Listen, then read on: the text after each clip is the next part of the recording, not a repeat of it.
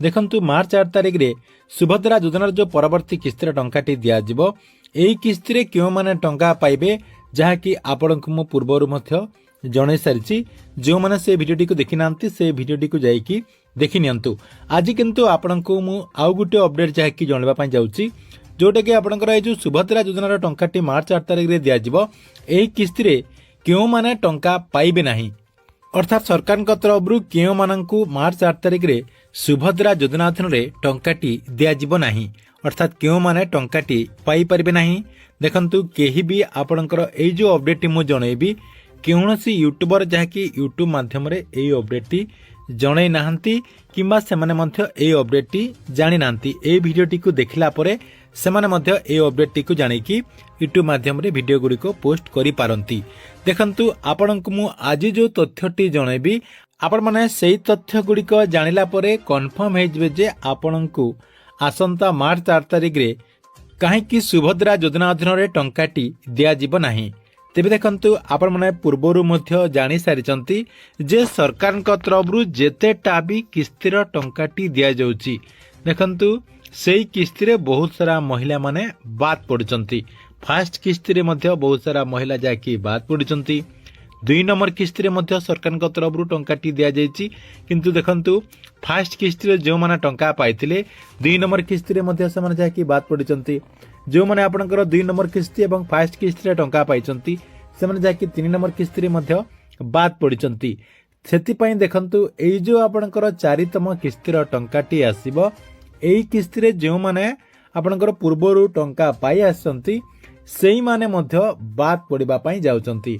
अर्थात एई किस्तिरे मध्य बहुत सारा महिला बात पड़िबे। तेबे काहे कि मार्च 8 तारिख रे एमाने बात पड़िबे देखंतु आपनको मु गोटे गोटे करे जण दउची। एथि पई आपनकर बहुत सारा जहाँकि रीजन रहिछि।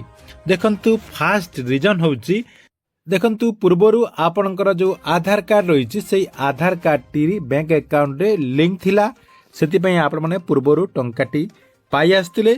एई किस्तिरे पाइबा पूर्वरु जदि आपनकर आधार कार्ड टी बैंक अकाउंट रो आपनकर डीएक्टिव हे जाईछि अर्थात आपनकर लिंक टी जदि कटि जाईछि ताहले आपण माने एई किस्तिरु बात पड़ि जिवे। अर्थात एई किस्तिरे आपनको आउ सुभद्रा योजना अधीन रे टंकाटी दिया जिवो नाही। एटा आपनकर फास्ट रीजन। 2 नंबर रीजन होउची जे बहुत सारा महिला एई किस्तिरे बात पड़िबे। काहे की बात पड़िबे देखंतु जो मानकर बयस 60 वर्ष हे जाईची। देखंतु एई जो आपनकर मार्च 8 तारिख रे आपनकर आउ गुटे जो किस्तिर टंकाटी दिया जिवो एई किस्ती पूर्वरु जदि आपनकर बयस 60 वर्ष हे जाईची। देखंतु पूर्वरु जो मानकु 60 वर्ष हे नथिला काहार आपनकर 2 मास बाकी थिला काहार 6 मास बाकी थिला काहार आपनकर 4 मास बाकी थिला काहार आपनकर 15 दिन मध्य बाकी थिला से माने जाकी पूर्वरु टंकाटी पाई सारिचंती। एबे किंतु तांकु जाकी 60 वर्ष हे जाईची सेति पई सरकार को तरफरु सेमानकु मध्य बात दिया जाईची। काहे कि ना सुभद्रा योजनार जो टंकाटी दिया जाउची टंका देबा पूर्वरु सरकार को तरफरु पुणी थरे जाकी समस्त हिताधिकारी जो डॉक्यूमेंट गुड़िक रही से डॉक्यूमेंट टी रिभेरिफिकेशन करा जाउची। देखंतु सुभद्रा योजनार टंका देबा पूर्वरु सरकार तरफरु एई प्रक्रियाटी करा जाउची एवं जो माने आपनकर अयोग्य अटंती अर्थात जो माने एई भितरे अयोग्य हे जाइचंती से मानक जाकी बात देकी से मानक जाकी आउ सुभद्रा योजनार लाभटी दिया जाउ नाही। सेतिपाई जदि आपनकर बयस एबे आपनकर जदि 60 वर्ष हे जाइथिबो ताहले आपण माने बात पड़े जिवे। आगको आपण माने जाकी मधुबाबू पेंशन योजना अधीन रे भत्ता पाइबे। सेतिपाई आपण माने भत्ता पाई आवेदन करंतु जो मानकर बयस 60 वर्ष हे जाइछि एमाने जाकी एई किस्तिरे बात पड़िबे। या सहित नेक्स्ट आउ के माने बात पड़िबे देखंतु जो माने एई भितरे आपनकर कोनोसी 4 चकिया गाड़ी किनि दैचंती किंबा आपण माने अधिक इनकम टैक्स देउचंती। देखंतु आपनकर एई भितरे जदि रोजगार बेसी हे गला होतो आपण माने गाड़ी किनिथिबे 4 चकिया गाड़ी किनिथिबे किंबा आपण मानकर रोजगार बेसी हेतिबारु सरकार को आपण माने जाकी इनकम टैक्स देथिबे सेति पई आपण मानकु एई किस्तिरे मध्य बात दिया जिवो। अर्थात आपण माने एई किस्तिरे मध्य टंकाटी पाई परिबे नाही।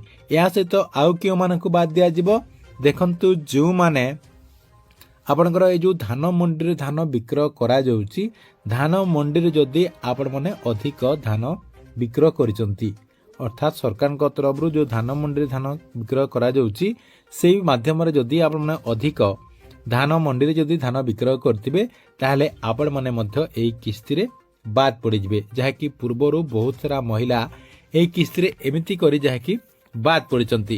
ଏହା ସହିତ ଦେଖନ୍ତୁ ଆଉ ଗୋଟିଏ ଆପଣଙ୍କୁ ମୁଁ ତଥ୍ୟ ଜଣାଇ ଦେଉଛି ଯେ ଯେଉଁମାନେ ପୂର୍ବରୁ ଆପଣଙ୍କର ସୁଭଦ୍ରା ଯୋଜନା ଅଧୀନରେ ଟଙ୍କା ପାଇଛନ୍ତି ଏବଂ ଏବେ ଯଦି ଆପଣଙ୍କର ଏହି କିସ୍ତି ଆସିବା ପୂର୍ବରୁ ସ୍କଲାରସିପ୍ ପାଇଯାଇଛନ୍ତି, ଅର୍ଥାତ୍ ଆପଣମାନେ କୌଣସି ସ୍କଲାରସିପ୍ ଯୋଜନାରୁ ଯଦି ସ୍କଲାରସିପ୍ ଟଙ୍କା ପାଇଛନ୍ତି ତାହେଲେ ଆପଣମାନେ ମଧ୍ୟ ଏହି କିସ୍ତିରୁ ବାଦ୍ ପଡ଼ିଯିବେ। ନେକ୍ସଟ ହେଉଛି କିଛି ହିତାଧିକାରୀ ଆପଣଙ୍କର ସରକାରୀ ଚାକିରି ମଧ୍ୟ ପାଇଯାଇଥିବେ। ଦେଖନ୍ତୁ ଆପଣଙ୍କ ମଧ୍ୟରୁ ଯଦି କେହି ସରକାରୀ ଚାକିରି ମଧ୍ୟ ପାଇଯାଇଛନ୍ତି ତାହେଲେ ସେମାନେ ମଧ୍ୟ ଏହି କିସ୍ତିରେ ବାଦ୍ ପଡ଼ିବେ।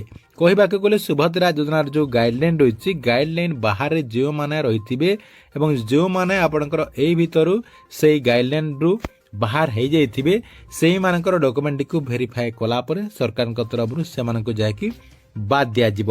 ତେବେ ଆପଣମାନେ କନଫର୍ମ ହୋଇଗଲେ ଯେ ଏଇମାନଙ୍କୁ ଏହି କିସ୍ତିରେ ଟଙ୍କାଟି ଦିଆଯିବ ନାହିଁ। ଆପଣମାନେ ଯଦି ଏହିସବୁ କାମଟି ଏହି ଭିତରେ କରିଛନ୍ତି ଏବଂ ଆପଣମାନଙ୍କର ଯଦି ଯୋଗ୍ୟତାରୁ ଆପଣ ଯଦି ବାଦ୍ ପଡ଼ିଯାଇଛନ୍ତି ତାହେଲେ ଆପଣଙ୍କୁ ଆଉ ମାର୍ଚ୍ଚ 4 ତାରିଖରେ ସୁଭଦ୍ରା ଯୋଜନା ଅଧୀନରେ ଟଙ୍କାଟି ମିଳିବ ନାହିଁ।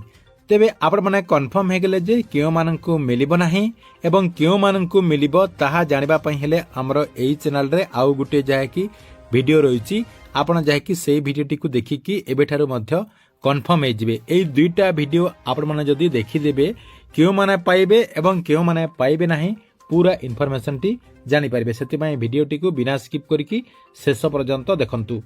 ଠିକ୍ ଅଛି, ଏଥିଲା ଆପଣଙ୍କ ପାଇଁ ସୁଭଦ୍ରା ଯୋଜନାକୁ ନେଇ ଗୋଟେ ବଡ଼ ଅପଡେଟ୍।